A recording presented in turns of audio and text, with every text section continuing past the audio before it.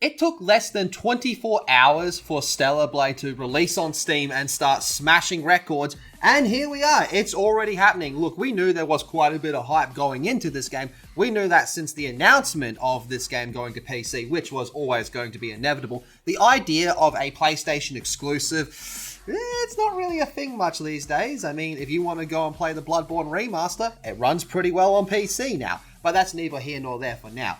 So Stellar Blade is out on PC and it's doing absolutely gangbusters. I think this has actually gone on a little bit further beyond what most people and what myself was expecting it to do within the first 24 hours. Over here on SteamDB, we can see that the game currently has just over 183,000 players, with an all-time peak happening just 25 minutes ago before this recording at 183,830 players online. And there's a good chance by the time this video goes up that it probably will be closer to 190, given the time it is going to be for majority of the world when that happens. It's also sitting at a 92.61% of positive reviews with 5,000 reviews, so it's already doing very, very well. And I did play it earlier today. I actually did a live stream over it, and this was the first time I ever played it, not including the demo. And can we just talk about how well the demo actually ran? The demo ran so well that I think its performance actually encouraged people to go out and pre-order it, which is a strong sign as well.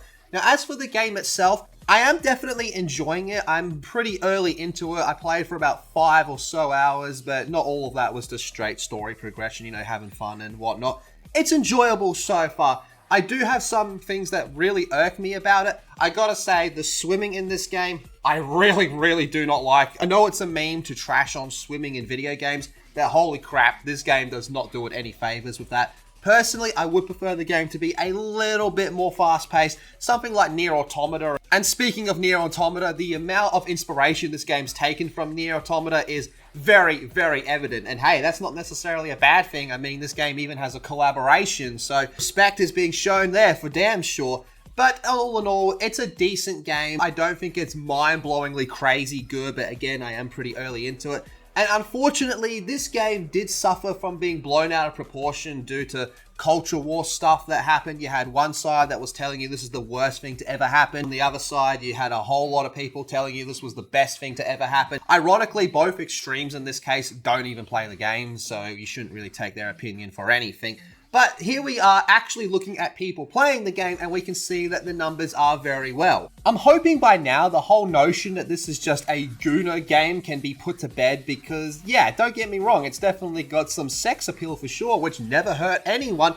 But this goes far beyond that. It plays a lot, like I said, sort of like a Nier Automata type of game, which also does have its own amount of sex appeal. But to strip that away, we would still be left with good games, at least on both of these examples being Stellar Blade and Nier.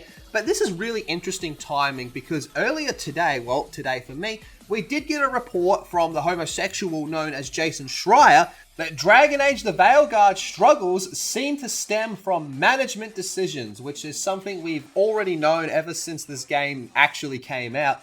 But he went into a little bit more detail how at one stage it was going to be a live service, then it wasn't a live service, then it was multiplayer and yada yada yada yada. Decision making was just at an all-time low, and the ground level devs had to constantly shift their priorities and shift what they were working on. So this was always going to be a colossal failure. But it is interesting that this report does come out the same day that Stellar Blade launches on PC. I thought it would be interesting for the sake of this video to go have a look at Dragon Age the Veilguard over on SteamDB, and currently it has 570 people playing with a 24-hour peak of 1,000.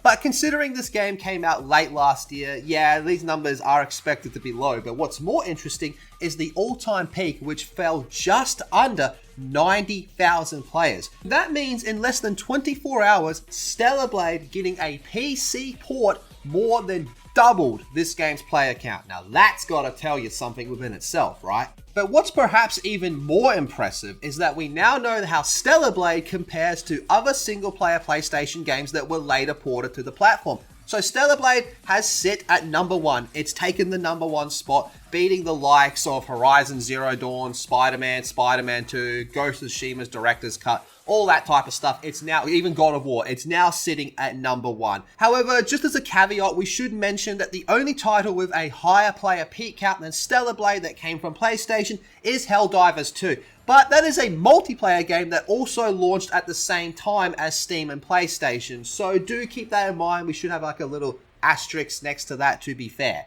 While we're still on the subject of Steam player counts, there is something else we should bring up, but before I jump into that, quick question to those of you that have been playing Stellar Blade on PC, what are your thoughts so far? Please don't put any spoilers because I actively avoided the storyline so I could experience for myself when it came out.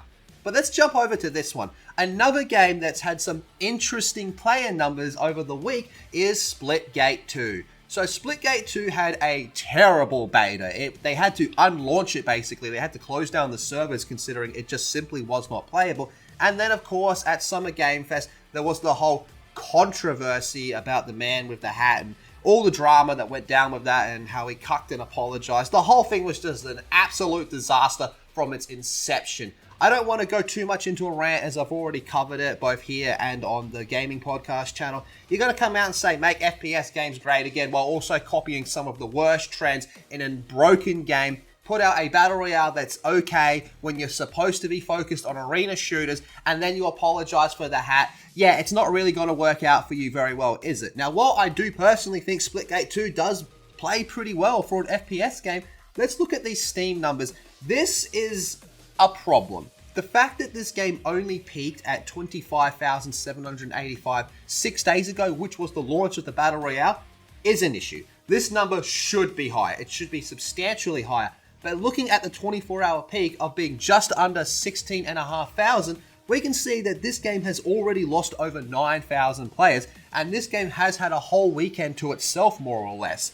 So Splitgate 2, I've got to say, it's not really looking that great for them, unfortunately, but this is kind of their own choices. But it should also be mentioned that Stellar Blade was far from perfect with their marketing as well. Last year, before the game came out, they had a quite infamous post where they put like a big red cross or something saying, no censorship, only to then launch the game censored, both in terms of costumes being a bit more covered up than what they were initially advertised to be, and then there was the whole situation about the hard R, which I don't think anyone was particularly offended about.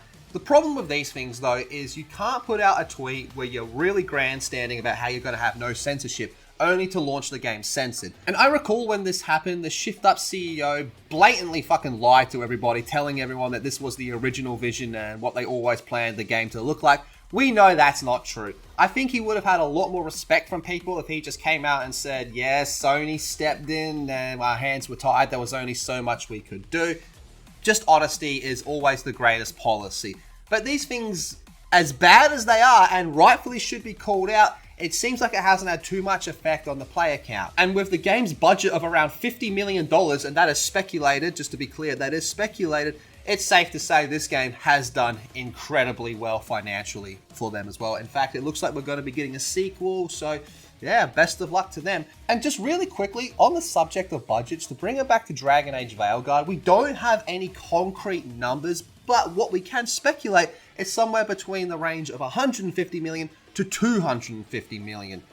Yeah, you tell me which one was more successful. In my opinion, the best thing Stellar Blade could do is lower their price. I know we've really entered the age of the $80 games thanks to Nintendo and Microsoft and Sony. But when you look at something like Clair Obscur Expedition 33 and even the Oblivion remaster, who launched noticeably cheaper than these games, and you look how much they sold, there's definitely an argument to be raised that maybe these prices should drop down a little bit, because if we keep jacking up the prices, you will eventually price people out of what is essentially a hobby. For 99.9% of people, gaming is a hobby, and if these prices continue to go up, eventually you will see a decline of players. Now, obviously, we have Microsoft's answer to this, Game Pass. Their idea is to keep jacking up prices, so eventually we'll go over to Game Pass, and then they can start jacking up the prices on Game Pass. But that's a whole other topic, isn't it? Look, all in all, one thing's for certain, Stellar Blade is a pretty decent game. So far, for me at least, I am enjoying it again early on. Maybe by the end of my playthrough, I will really like it. Maybe it will drop down a little bit. But if it continues on the current trajectory that it's on, it does seem like something I will be pretty much enjoying throughout my playthrough. I know last year there was talk about this potentially being Game of the Year. Gotta be honest, I really think it's stretching with that. That is the same year that Black Myth Wukong and Space Marine 2 came out. Yeah, that's some pretty stiff competition, let's be honest, right? So I guess the final question we have is, by the time we roll over to the weekend, will Stellar Blade reach 200,000 concurrent players on Steam? Or even better, what's the bet by the time I put this video out, go to sleep and wake up, it's already crossed 200,000 concurrent players and I end up looking a little bit silly over here. That'd be pretty funny. If that does happen, let me know in the comments so I can read it when I wake up so we can make fun of me. That'll be fun. But hey, that's all I got for today. If you enjoyed the video, be sure to leave a thumbs up, subscribe, all that good stuff. We're still working on some of those reviews. I know we're late on the AI limit review, but it is looking really good. The Clair Obscur review is going to be good. And of course, we're going to have to do the big Stellar Blade review as well. So make sure you are subscribed with the bell notifications on, and we'll probably be live later today playing more Stellar Blade. It'd be great to see you there. Have a good one. Now, I am a booty guy, but this works really well for the titty. Even though I am more of a booty guy. Oh.